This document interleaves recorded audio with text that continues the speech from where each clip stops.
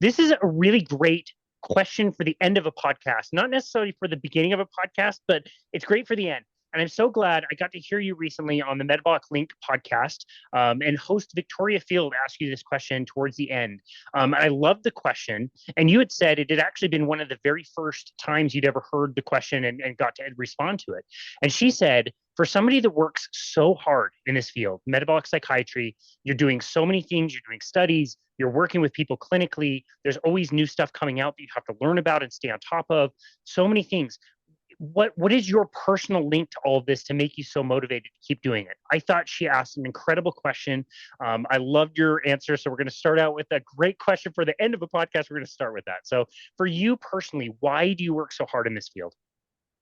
Yeah, thank you, Casey. And so you're right. When I heard that, I I was kind of expecting that somebody would ask me it eventually, but I didn't think it would take so many podcasts for somebody to ask me.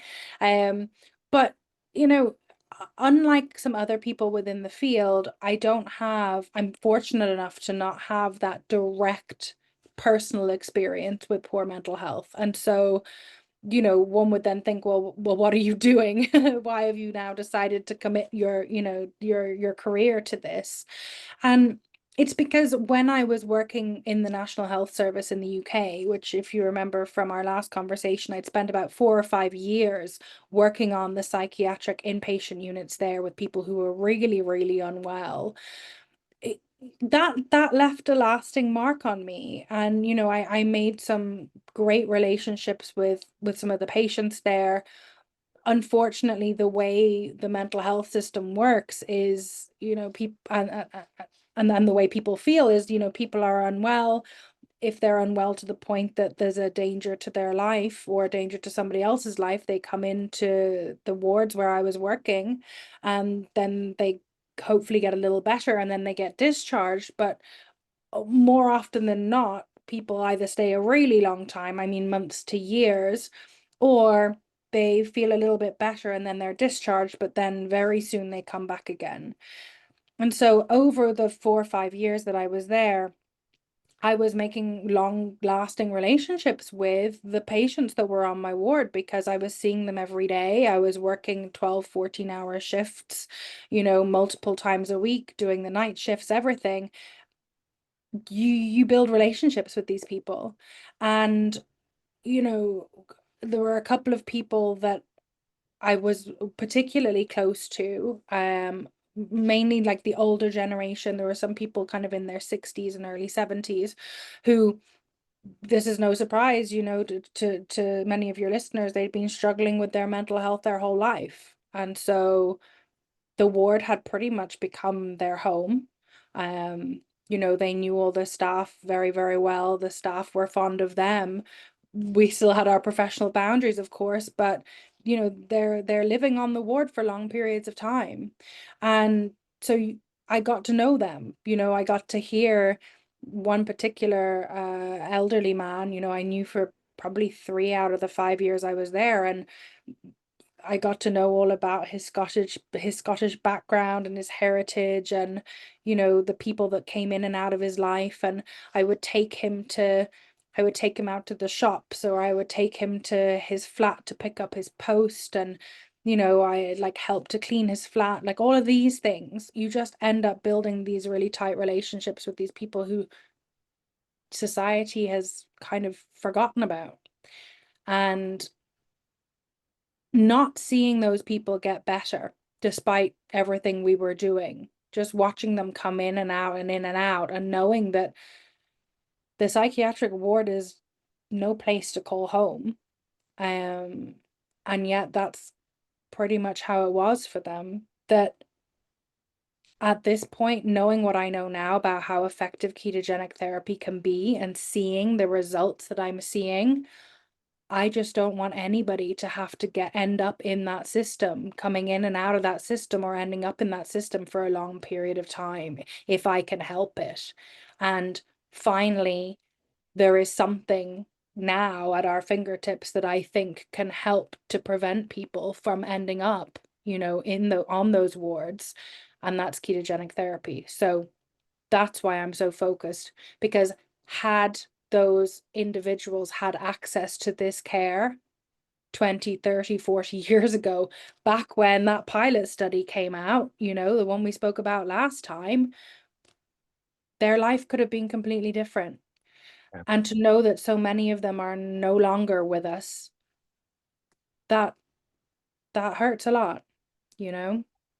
So that's what drives me. When I wake up in the morning and I'm like, oh, it's early, you know, that's what I think of. I think about them and I think about why I'm doing this, and that's what it is. It's to stop people from having, you know, from having that kind of end of life period. It's a beautiful answer. I really appreciate that. And yeah, we don't know what we don't know, right? You can't time travel back and let them know. It's not something you were taught at the time. I think about the same thing. 20 years ago, my mom passed away of breast cancer, and we were doing low fat diets and tons of carbohydrates. Knowing what I know now, it'd be very interesting to go back and see, you know, would that change course? I don't know, but it's interesting to ponder, and it's cool to use that as your mission moving forward and continue to help people. So I really love that. And you mentioned the study. I know you've repeated your story many times, including on our show, but you know what? I don't even care because it's one of my favorite stories ever. You can go into as much detail as you like. I love your story of how you got into this work. Could you please share that with us again? I think that the audience will really appreciate that. Yeah, absolutely. Maybe I can put a slightly different spin on it. Um, Perfect. you know, again, magical things happened on this ward. You know, I was working in the NHS, you know, for those couple of years. So this is back in 2014, 2015. And it was about the same time that New Atkins for New You was coming out. And I mean, there's always a new diet on the horizon, you know, and everybody gets excited about it. So this kind of low carb diet was all the rage back then. And, you know, I kind of came across it one night when I was working on a night shift.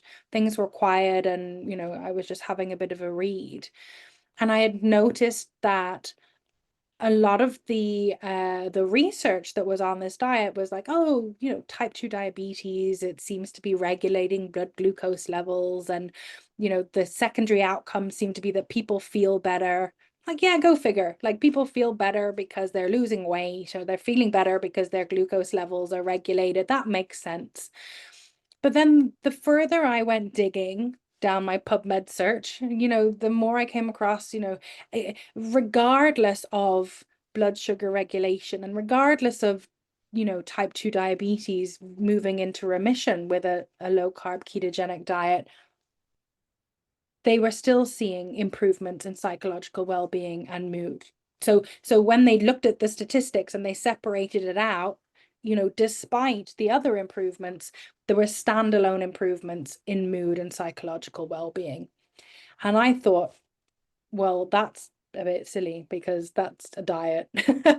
You know, how could the diet do that? And I think so many, you know, of your listeners and of people around the world are like, diet? Like, what diet? What's diet got to do with improved mental well-being and psychological health?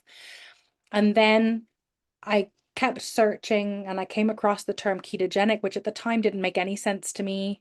Ketogenic, got a weird K in it. The word is strange. I didn't know what a ketone was. So I was trying to figure out, like, well, what's ketogenic? This is very strange. It's not like vegetarian or vegan or low carbohydrate. It's ketogenic. So I was like, what is this? I kept digging to learn about it. And then I came across that study. So there's that one paper from 1965. And yes, I'm repeating myself, but it was just the one paper that completely changed my life and set me off on this career path, because the paper showed how they had taken, this is, I think, the early 1960s, before it was published in 1965. They had taken 10 women, all of whom had what we would call now as treatment-resistant schizophrenia. You know, they had hallucinations and delusions. They were in treatment, so they were having ECT, they were on a hospital ward, they were not improving. And so they took them and they introduced a ketogenic diet, poorly controlled. You know, it wasn't like we would do now with macro calculators and food lists and things like this. It was poorly controlled. They removed the gluten, they removed the dairy, they removed a lot of the carbohydrates, put them into ketosis for 2 weeks. And at the end of the 2-week period, 7 out of 10 of those women saw significant improvements in their symptoms, their hallucinations, delusions went away. Yes, you could argue, okay, it's only 10 people, but still 7 out of 10 of those people, they saw those improvements. Then what they did is they reintroduced the standard diet. So they just went back to the diet that they had been feeding them on the ward prior, and all of the hallucinations, delusions, symptoms came back. And so that's pretty telling. Whether it's the ketones or the removal of the gluten or the removal of the dairy, there is something there that is improving the symptoms for 7 out of 10 of those women when nothing else was working. And not even super high levels of ketosis, because there was even in the report, it said, somebody was getting sweets snuck into them. So we don't even know how ketotic that person was. But still, those improvements we had never seen in the research prior to that. And that was the paper. I read that and I thought, oh my gosh, this ketogenic diet, there's something here. This might be able to put, to help schizophrenia, to help depression, to help anxiety, to help mania, let's see where this trail leads me. And I searched and I searched and I searched and I searched. And there was nothing. All there was in the 1970s, a couple of papers on, is schizophrenia rare if carbohydrates and grains are rare? In other words, somebody had gone out to Papua New Guinea and those islands, and they had found lower rates of schizophrenia in places where the Western diet had not been introduced. And that was kind of it. Until, the past 10 or so years, and now it's starting to pick up. But that's because psychiatry went off in a different direction. It went off down the road of antidepressants, antipsychotics, medications, taking a pill for every ill. That's the route that it went down. It didn't continue researching the route of using a dietary intervention. But as soon as I saw that, I was off to the races. And, ever since then, ever since I read that paper, I've been adamant on figuring out if this works. And I think at this point, a lot of the research and a lot of my clinical practice is showing that it's working for many. And now we just need to continue to, publish these big studies to see exactly who it does work for and how many of those people it works for too. So hopefully Wow. that I love wasn't that short. story. I love it.